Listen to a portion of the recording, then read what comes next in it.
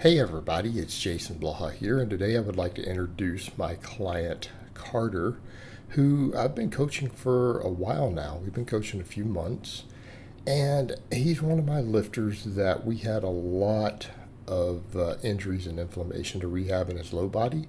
His upper body's good. He generally benches up over 300. Upper body's pretty stacked, but we've had to deal with a lot of hip, a lot of back pain, and I've been rehabbing him for months, and we only recently were able to start squatting and deadlifting again. As you guys can see in this conjugate vlog, he's pretty conservative with those. Now, one of the things that we will note with his vlogs, he rotates his training around, and only about 3 of his training days are done at home in his home gym. One of them every week is done at work. We can't film that. So accordingly, that's how the vlogs are going to kind of flow. But this week on Conjugate, he ended up doing close grip bench press. We did a back squat because we're just now going to test kind of where his back squat is for a training max. We did conventional deadlift against chains. And again, we didn't go real heavy. He's still learning to get used to heavy squatting and deadlifting again. We've done tons of work on the reverse hyper, tons of work on the belt squat, getting all this musculature back up, and he can now do these things pain-free, but we are going ultra conservative on these training maxes, right? Because he's dealt with a lot of issues, and we're rehabbing all that, and I've rehabbed all that for him and finally got him to where he can do them again, which is, one of the reasons he came to me. It's one of the reasons he came to me, because he is, getting up there into middle age, had all these issues, knew he could never get his squat and deadlift strong because he was always getting hurt. And so, we're fixing that. And of course, his upper body is always strong and jacked. Guy eats an extremely clean diet, so we're good there. But again, these vlogs are going to be a little disjointed. We didn't plan on doing one this week, starting it yet, but we were talking about it, and it's like, we've got enough footage. I think we can go ahead and at least introduce your vlog, and then we'll get them flowing a little better moving forward. But you guys saw we did, benching with his football bar, and I let him just kind of rotate bars a lot because he's done conjugate before. I even started coaching him. He's messed with it before.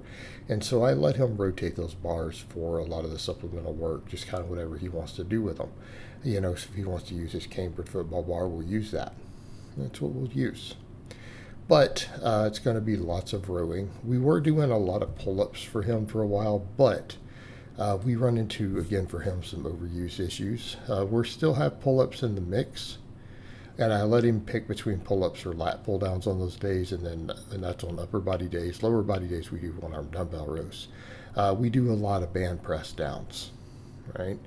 You guys will notice he has a belt squat, and we do a lot of glute ham raises, a lot of reverse hypers. We live on those. It's equipment that he got because he knew he would need to do what we do. So you guys will notice here his speed squats, speed pulls. We do his speed squats right now. We're doing them with straight weight, safety squat bar on the box. Right, safety squat bar on the box. But we're going to start adding chains, not this coming week, but the week after. We're going to start working chains in for all his speed work, and then we'll work with bands and things also, because again, he's got the gym for it. He's got a lot of specialty bars. We've got bands, we got chains, we got a reverse hyper, a belt squat, a glute ham raise. Okay. He has everything that I need to get his numbers way up there. All right, we want to get that squat and deadlift way up. You guys see here, of course, he's doing his dumbbell rows. We've been doing lots of reverse hypers. And that's pretty much everything that I need to build most guys' lower bodies up. We can build a hell of a base off of the belt squat, reverse hyper, the glute ham raise. And I can't go overboard on the belt squat. You guys will notice there's only 5 sets a week. Because he's dealt with a lot of hip inflammation in the past. We've got to watch that overuse on these things, right? We have to watch it. We have to be aware of it. We have to be careful of it. But you guys will see, I'm going to link all his social media below. He eats a very, very, very good diet. And again, we have to. Just like you guys notice how clean I eat, whether I'm bulking or cutting, and I can still gain body fat. just fine on an ultra clean diet. But this is something you'll notice with his social media, his diet, very, very clean. You'll notice a whole lot of Costco organic stuff in there. And it's necessary. And people want to pretend like, oh, they can just fit macros, do whatever they want. That's fine in your 20s. You're going to pay for it later. We start getting up here and we want to push big weights. We want to be strong. We want to be jacked at 40 plus. Your diet matters. Antioxidant status of your diet matters. So again, I'm not going to put his diet in the vlogs per se, but you guys can see it on his Instagram and things. But yeah, so again, with Carter here, we work all these other tools.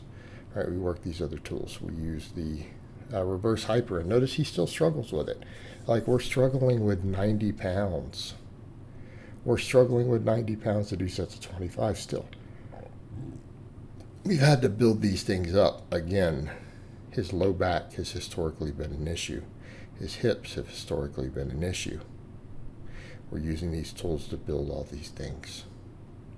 And again, I'm fortunate that he's got the budget to have all this. You guys notice he's got this, Scout Reverse Hyper. And he could have got a bigger one. It's just he's running out of space. Everything's kind of a tight fit at this point in the home gym, considering all the other equipment he has. Between the belt squat, the glute ham raise, everything else.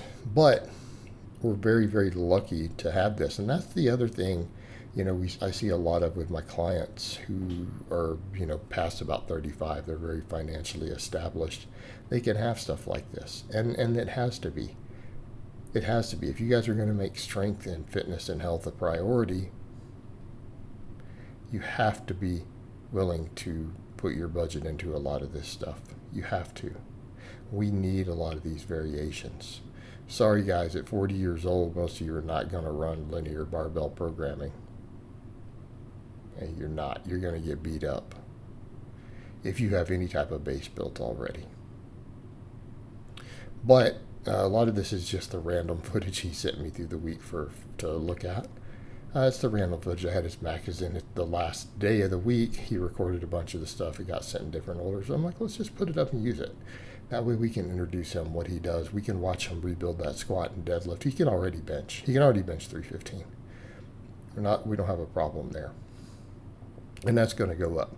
But we've got to get the squat and the deadlift up. And that means we have to keep building and developing the lower body. But like I said, we're now at a point to where, you can deadlift 405. You can squat 315 pain-free. It's a big deal. Now people are like, why the advanced lifter? Because watch his upper body. All right, just because the squat and deadlift, a lot of injuries sidelined him, doesn't mean we don't train him like an advanced lifter. We have to. This is a guy who can crank out 15 pull-ups. This is a guy who can bench 315. Right? So we have to train him accordingly.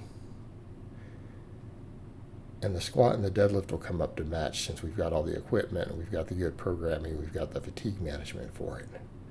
All right, guys, but that's really all I have to say on that today. I hope it's been informative, and I'll talk to you guys next time.